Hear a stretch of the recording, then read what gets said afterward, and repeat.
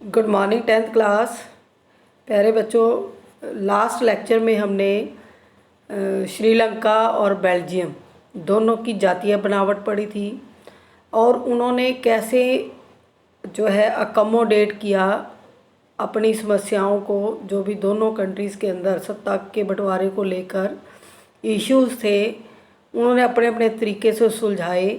और लास्ट में हमने इसका निष्कर्ष भी देखा कि जो बेल्जियम और श्रीलंका थे दोनों ने क्या किया, सत्ता के साझेदारी में अलग अलग कदम उठाए। बेल्जियम को लगा कि समुदाय और क्षेत्र है उनकी भावनाओं की कदर करनी चाहिए।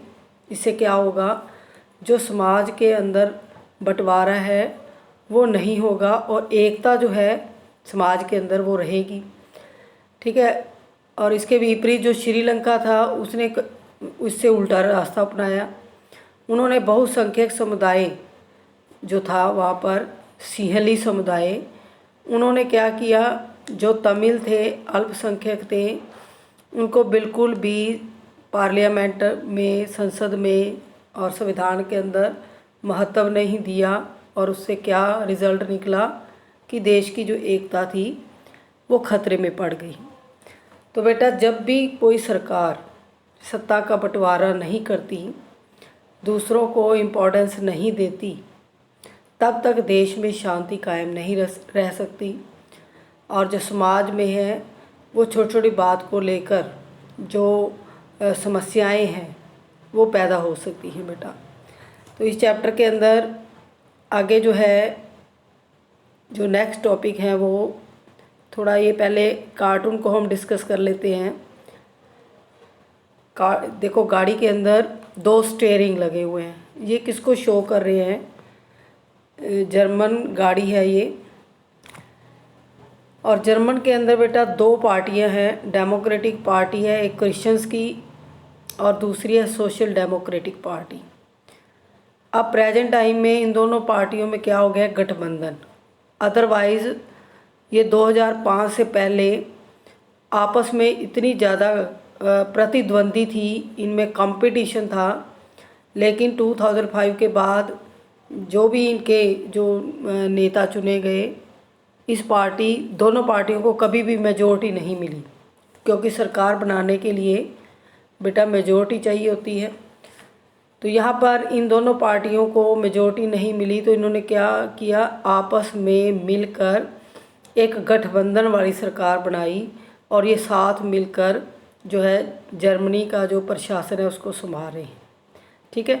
तो यहाँ पर क्या शो करता है कि जब तक सभी लोग मिलकर काम नहीं करते तब तक देश में ना तो विकास कार्य हो सकते हैं और ना ही शांति बहाल हो सकती है। तो नेक्स्ट टॉपिक है हमारा आज का, सत्ता की साझेदारी क्यों ज़रूरी है। अब इतनी हमने घटनाएं पढ़ी हैं बेल्जियम और श्रीलंका की, तो उसमें हमें क्लियर हो गया है कि जो पावर है वो शेयर करनी बहुत ज़रूरी है। अगर हम अपने देश के अंदर या श्रीलंका और बेल्जियम की ही एग्ज़ाम्पल ले लें, अगर बेल्जियम सरकार फ्रेंच और डच अगर दोनों अपनी मन मर्जी करते तो क्या होता बेटा, कोई भी जो काम है वो पूरी तरीके से नहीं हो पाता। डच अपनी मर्जी करते और फ्रेंच अपनी मर्जी करते तो संसद के अंदर कोई कानून पास ही ना होता। तो उन्होंने संविधान में 4 संशोधन करके कुछ शक्तियों का बंटवारा कर लिया। केंद्र और राज्य सरकारें बनाई गई। केंद्र यानी कि जो ब्रुसेल्स था, उसमें जो फ्रेंच लोग थे उन्होंने डच लोगों का प्रतिनिधित्व स्वीकार किया। बराबर बराबर नेताओं की संख्या रखी गई। मान लो 100 लीडर्स उनके और तो 100 लीडर्स उनके ही बनेंगे, उनकी सीटें जो थी फिक्स कर दी गई। ठीक है। और उसके अलावा जो राज्य सरकारें थी उसमें भी उन्होंने सत्ता का बंटवारा किया और ये डिसाइड किया कि अगर कोई भी कानून बनाना है सेंटर के अंदर या स्टेट के अंदर, तो दोनों ही जो भाषा के लोग हैं डच और फ्रेंच, उनका बराबर बराबर जो है प्रतिनिधित्व होगा, यस होगी, बहुमत होगा किसी भी कानून के लिए, तो तभी वो कानून पास होगा। ठीक है। तो ये 3-4 जो है बहुत इम्पोर्टेंट है इसके अंदर कि अकोमोडेट कैसे किया बेल्जियम ने या श्रीलंका ने, कैसे बहुसंख्यकवाद को बढ़ाया। तो ये भी दोनों क्वेश्चन इम्पोर्टेंट हैं। एक जातीय बनावट इम्पोर्टेंट है और एक इनकी जो समझदारी थी भी, इन्होंने कैसे सत्ता का बंटवारा किया उसके बारे में जो समस्याएं इन्होंने सुलझाई, क्या वे था, उसके ऊपर क्वेश्चन आता है बेटा। हम बात कर रहे हैं सत्ता की साझेदारी क्यों ज़रूरी है। सबसे इम्पोर्टेंट पॉइंट है सत्ता की साझेदारी ज़रूरी है क्योंकि इससे सामाजिक समूहों के बीच टकराव का अंदेशा कम होता है। ठीक है। सामाजिक टकराव जो है क्या होता है उससे, अगर मान लो समाज के आपस में लोग मिलकर नहीं रहते, उनमें आपस में झगड़े रहते हैं, ठीक है, तो इससे क्या होगा, हिंसा और राजनीतिक यानी कि लोग आपस में मार काट पर उतर आएंगे, लड़ाई झगड़े होंगे और जो राजनीतिक इनस्टेबिलिटी है वो आ जाएगी। हमने इतिहास में अक्सर पढ़ा है कि जब सरकार या राजा वीक हो जाता है, ठीक है, तो क्या होता है बेटा, अस्थिरता आ जाती है, यानी कि दूसरे लोग उसका फ़ायदा उठा जाते हैं या दूसरे जो कंट्री है वो उस कंट्री को दबाने की कोशिश करते हैं। तो हमारे देश में जैसे राजा महाराजा होते थे, वो अगर मान लो राजा की डेथ हो गई है या उसके आगे उत्तराधिकारी इतने बहादुर नहीं है कि वो इतने बड़े एम्पायर को संभाल सके, तो प्राचीन काल से लेकर आधुनिक काल तक हमने इतिहास पढ़ा है जो प्रीवियस क्लासेस के अंदर। तो हमेशा क्या होता था, जब राजा वीकर हो जाता था तो जो बाहरी आक्रमणकारी थे वो आक्रमण करते थे और लूटपाट कर ले जाते थे। तो ऐसे ही लोकतांत्रिक देशों में भी अगर हिंसा है, राजनीतिक जो है अस्थिरता है, नेताओं के अंदर ही कोई यूनिटी नहीं है, वो बिल्कुल भी जो नैतिक परक कारकों से काम नहीं करते, समझदारी से काम नहीं करते, तो क्या होता है, संसद में आपने देखा है जैसे ही हर साल जो अधिवेशन होता है, कुछ सेशन होता है, तो अपोजिशन जो है वो कितने मुद्दे उठाती है, कितनी बहसबाजियाँ होती हैं, इवन कि संसद में झगड़ा तक हो जाता है बेटा। तो अगर उनमें आपस में कोऑर्डिनेशन नहीं होती तो क्या होगा, देश का जो विकास है वो रुक जाएगा, लोगों में अशांति फैल जाएगी, सब अपनी मनमर्जी करने लग जाएंगे। इसलिए क्या होना चाहिए, राजनीतिक व्यवस्था के स्थायित्व के लिए यानी कि स्टेबिलिटी के लिए क्या ज़रूरी है कि एक सरकार जो 5 साल के लिए चुनी गई है तो वो 5 साल ही काम करे। अगर सरकार बीच में ही भंग हो जाती है, फिर इलेक्शन होते हैं, कितनी परेशानियां होती हैं इलेक्शन के अंदर, सारा पैसा जो है देश का और सारा जो दिमाग है इलेक्शन में ही लग जाता है, तो विकास कार्य कहाँ से होते हैं बेटा। तो राजनीतिक व्यवस्था की स्टेबिलिटी के लिए ज़रूरी है कि सत्ता का बंटवारा किया जाना चाहिए।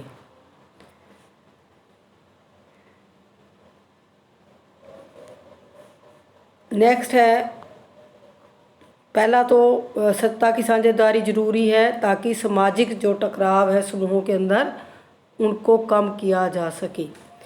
फिर नेक्स्ट देखो, सत्ता का बंटवारा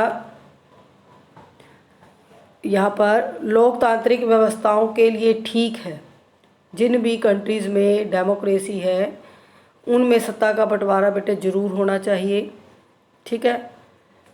इससे क्या होगा, जो इसके पक्ष में है वह बात जो है ज़्यादा गहरी हो जाती है। सत्ता की साझेदारी 10 जो है वो क्या है, लोकतंत्र की आत्मा। ये भी ज़रूरी है पॉइंट्स बेटा। लोकतंत्र की क्या है बेटा, ये सत्ता की जो साझेदारी है, पावर शेयरिंग जो है वो क्या है, लोकतंत्र की आत्मा। लोकतंत्र तभी सफल है जब उसमें सेंट्रल गवर्नमेंट, स्टेट गवर्नमेंट और लोकल सेल्फ गवर्नमेंट मिलकर काम करते हैं, यानी कि तीनों स्तरों पर सत्ता का बंटवारा हो जाता है बेटा, ठीक है। लोकतंत्र का मतलब ही होता है कि जो लोग इस शासन व्यवस्था के अंतर्गत आते हैं उनमें सत्ता को बांटा जाए। इसलिए वैध सरकार वही है, यानी कि जो अच्छे से काम कर सकती है, लीगल सरकार वही है जिसमें अपनी भागीदारी के माध्यम से सभी समूह शासन व्यवस्था से जुड़ते हैं। तो पहला पॉइंट हो गया कि इससे टकराव का अंदेशा कम होता है सामाजिक समूहों में। और दूसरा, अगर हम लोकतंत्र की सफलता चाहते हैं तो क्या करना चाहिए बेटा, जो बंटवारा है वो सत्ता का बंटवारा लोकतंत्र की आत्मा है, जिसमें सभी लोगों की बराबर भागीदारी होनी चाहिए, सभी को अपनेपन का एहसास होना चाहिए, बेगानेपन का नहीं।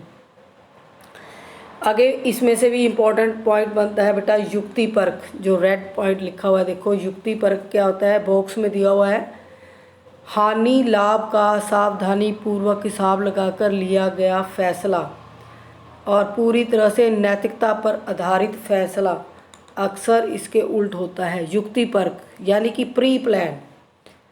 सत्ता का बंटवारा एक युक्ति परख कारक है बेटा और एक नैतिक तर्क भी है।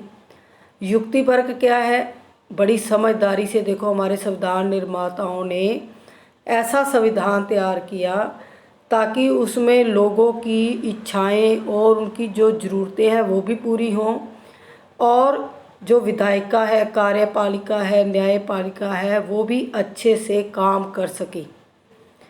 तो ये समझदारी हमारे नेताओं ने उस वक्त जो है, जिस वक्त हमारा संविधान तैयार हुआ था, ठीक है, 1949 में होता है ना, 26 नवंबर 1949 बनकर तैयार हो गया था। तो उस वक्त इन बातों को लिया गया था और उनकी समझदारी से, बुद्धि से जो संविधान तैयार हुआ वो आज तक सक्सेसफुल रहा है। विश्व के अंदर हमारे देश की जो डेमोक्रेसी है वो सक्सेसफुल मानी जाती है। 77 ईयर्स हो गए हमें आज़ादी मिली को, उसके बाद से यही व्यवस्था चली आ रही है। अगर संविधान ना तैयार होता तो हमने बहुत सारे लोकतंत्र के चैप्टर्स में पढ़ा है कि किसी देश में, जैसे चिल्ले में पढ़ा, पहले उसमें लोकतंत्र था, फिर राजतंत्र आ गया, फिर लोकतंत्र आ गया। ऐसी पाकिस्तान है देखो, पाकिस्तान में 2002 में लोकतांत्रिक देश बना था, उससे पहले सैनिक शासन था। बर्मा हमारा पड़ोसी देश है, वहाँ पर भी जो है मिलिट्री रूल है बेटा। चाइना के अंदर क्या है, सिंगल पार्टी सिस्टम है। तो उन्होंने युक्ति परख तरीके से सत्ता का बंटवारा नहीं किया, इसलिए वहाँ पर आज भी राजनीतिक तौर पर अस्थिरता बनी होती है। लेकिन जो लोग बड़े युक्ति से, बड़ी समझदारी से, युक्ति मीन्स समझदारी से, बड़े विवेक से निर्णय लेते हैं तो उस देश में लोग भी शांतिपूर्ण ढंग से रहते हैं और जो राजनीतिक पार्टियां हैं वो भी सिस्टमेटिकली काम करती हैं।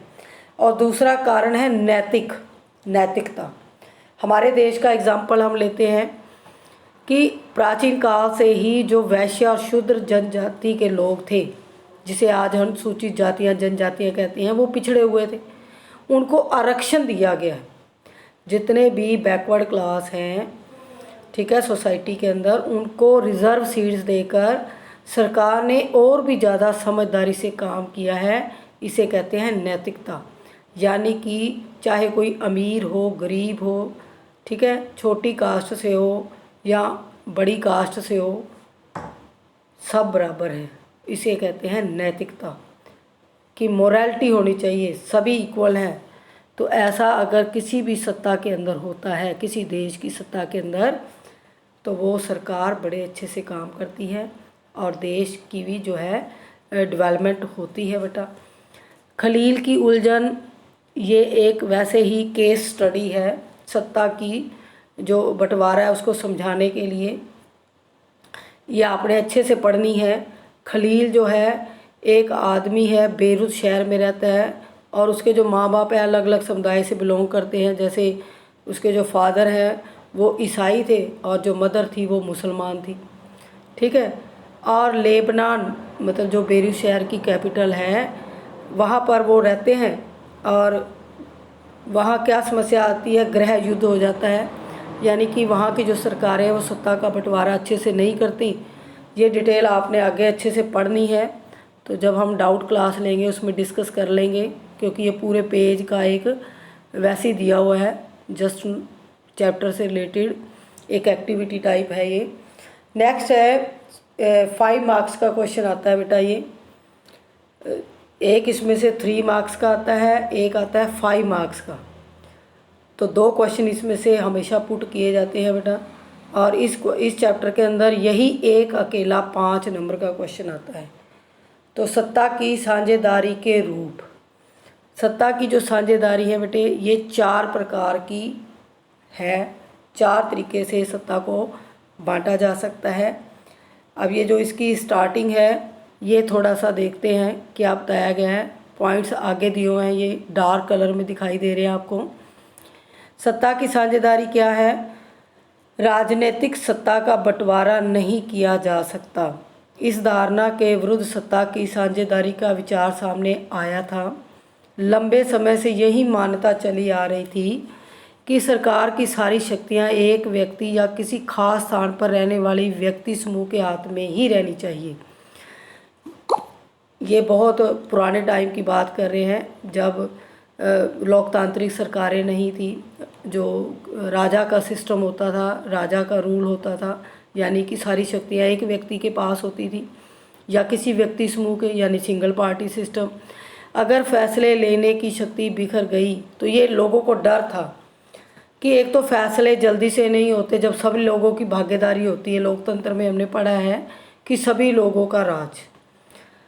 तो लोग जो क्या कह सकते हैं, ट्रेडिशनल सोच के थे, जो पुरानी सोच के थे, रूढ़िवादी थे, वो सोचते थे कि अगर सभी लोगों के पास शक्ति आ जाएगी निर्णय लेने की तो निर्णय जल्दी से नहीं होंगे, क्योंकि बहसें हो जाएंगी, सभी लोग अपने अपने पॉइंट ऑफ व्यू से बात करेंगे। तो हमेशा पावर एक के पास होनी चाहिए। जैसे हिटलर की भी यही सोच थी कि देश की जो सत्ता है वो एक व्यक्ति के हाथ में रहनी चाहिए, ताकि वो फटाफट डिसीजन ले और फटाफट काम हो। और लोकतंत्र में देखा है ना हमने कि कोई भी फैसला लेना होता है तो सबसे पहले बहुमत की ज़रूरत होती है, और वो बहुमत इकट्ठा करते करते ही बहुत समय निकल जाता है बेटा, तो निर्णय जल्दी से नहीं होते। तो ये लोगों की एक सोच थी कि फैसले लेने की शक्ति अगर बिखर जाती है तो फैसला लेना और उसे लागू करना संभव नहीं होता। लेकिन लोकतंत्र एक बुनियादी सिद्धांत है, जनता ही सारी राजनीतिक शक्ति का स्रोत है। राजनीति में लोग कौन आते हैं? लोगों से ही चुने जाते हैं ना, पब्लिक से ही आते हैं। लीडर्स भी कहीं बाहर से तो आकर रूल नहीं करते। इसमें लोग स्वयं शासन की संस्थाओं के माध्यम से अपना शासन चलाते हैं, और लोकतांत्रिक शासन में समाज के विभिन्न समूह हैं, उनके विचारों को उचित सम्मान दिया जाता है। ये लोकतंत्र की बातें कर रहे हैं। सार्वजनिक नीतियाँ तय करने आदि की बातें शामिल होती हैं, और लोकतंत्र शासन को अच्छा माना जाता है, जिससे ज़्यादा से ज़्यादा नागरिकों को राजनीतिक सत्ता में हिस्सेदारी बनाई जाए। तो ये जस्ट साझेदारी के रूप बताए हुए हैं। भी किस बिहार पर लोगों के जो विचार थे, एक पक्ष मानता था कि पावर शेयर होनी चाहिए, एक पक्ष मानता था नहीं होनी चाहिए, ठीक है।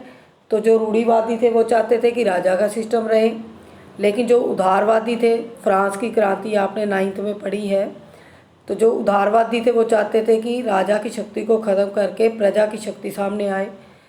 तो बाद में जब लोकतांत्रिक देश बने तो उनमें सत्ता का बंटवारा जिस रूप में किया गया उसको 4 भागों में बांटा जाता है। बहुत इम्पोर्टेंट है, अब इसको सुनना है आपने ध्यान से। पहला बंटवारा देखो, शासन के विभिन्न अंग जैसे विधायिका, कार्यपालिका और न्यायपालिका, ये सरकार के अंग भी बोले जाते हैं। शासन मीन्स सरकार। सरकार के 3 अंग हम पढ़ते आ रहे हैं आज तक, लेजिस्लेचर, एग्जीक्यूटिव, जुडिशरी। इसे हिंदी में कहते हैं विधायिका, कार्यपालिका, न्यायपालिका। के बीच सत्ता का बंटवारा होना चाहिए, यानी कि जो देश को चला रही हैं राजनीतिक पार्टियां, उनके हाथ में सत्ता होनी चाहिए।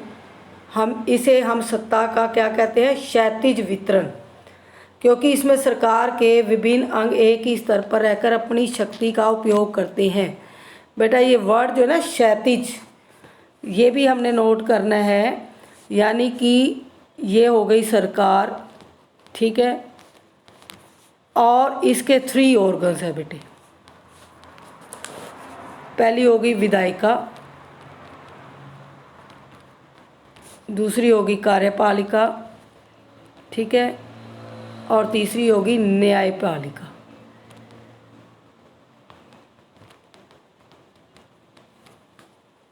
न्यायपालिका।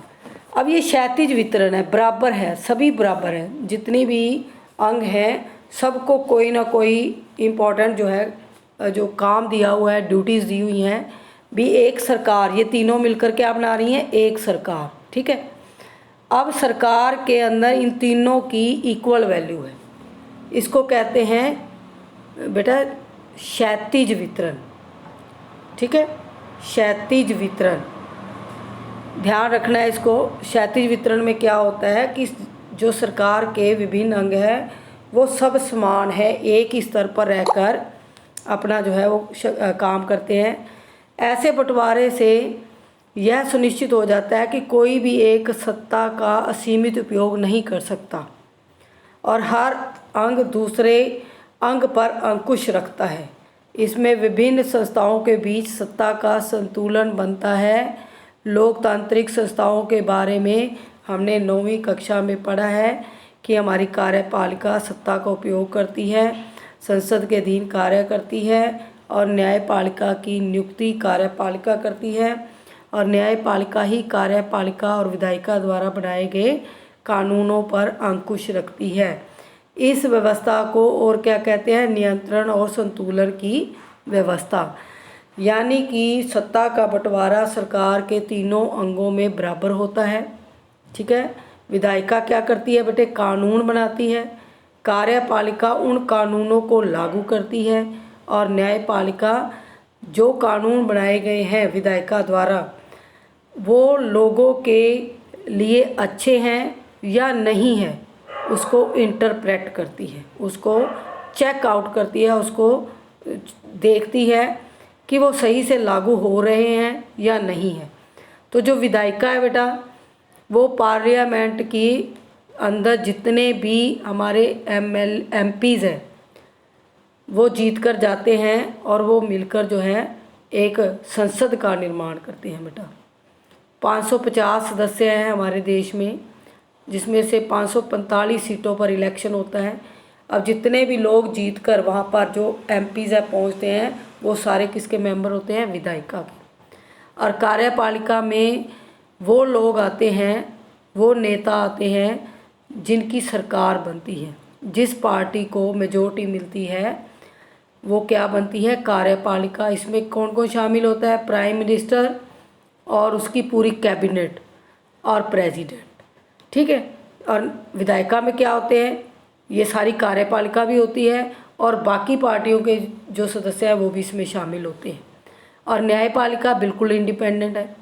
न्यायपालिका एक स्तर है, सरकार का एक अंग है, लेकिन वो इन दोनों पर ही अंकुश रखती है बेटा, ठीक है। तो ये हमारे संविधान के अंदर ऐसा प्रोसीजर रखा गया है कि सभी को पावर भी दे दी और सभी को एक दूसरे को चेक करने की भी पावर दे दी। न्यायपालिका के पास देखो, न्यायपालिका को किसने बनाया है, कार्यपालिका ने, लेकिन न्यायपालिका कार्यपालिका और विधायिका दोनों के ऊपर अंकुश रखती है, दोनों के ऊपर नियंत्रण रखती है। इसे कहते हैं नियंत्रण और संतुलन। अब आ जाता है दूसरा प्रकार सत्ता का। सरकार के बीच भी विभिन्न स्तरों का सत्ता का बंटवारा हो सकता है। जैसे पूरे देश के लिए एक सामान्य सरकार हो, फिर प्रांत के लिए, क्षेत्रीय के लिए अलग अलग। तो हमारे देश में बेटे ऐसी सिस्टम है कि इसको बोलते हैं, जैसे उसको क्षैतिज वितरण बोला गया था, ठीक है। इसमें भी ऊपर से नीचे तक, यानी सबसे ऊपर क्या है, केंद्र सरकार। सबसे ऊपर कौन सी सरकार है, केंद्र सरकार, फिर नीचे राज्य सरकार और फिर तीसरे लेवल पर जो है पंचायती राज। यानी कि सबसे ऊपर सुपर जो है पावर किसके पास है, केंद्र के पास, फिर राज्य आ गए और फिर तीसरे स्तर पर पंचायतें। यानी कि जो विभिन्न स्तर है उसमें भी सत्ता का बंटवारा है। और ऐसी सरकार को अक्सर संघ सरकार कहते हैं। प्रांतीय और क्षेत्रीय सरकारों को अलग अलग नामों से अलग अलग जगह पर पुकारा जाता है। भारत में इसे राज्य सरकार कहते हैं।